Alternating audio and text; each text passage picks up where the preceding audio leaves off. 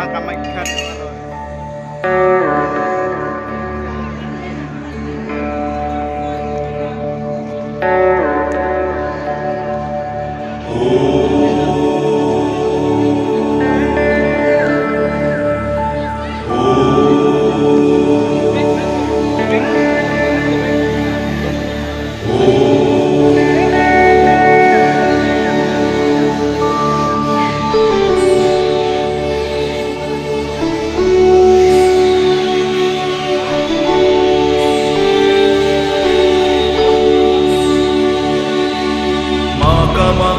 नमस्तुभ्यं शैलसुता कामेश्वरी हरं प्रिय नमस्तुभ्यं नमस्तुभ्यं दयानिधे भुवनेश्वरि भवतारिणी मङ्गलमोक्षप्रदायिनी कामनसिद्धकामेश्वरी शक्तिशैलसमन्विता।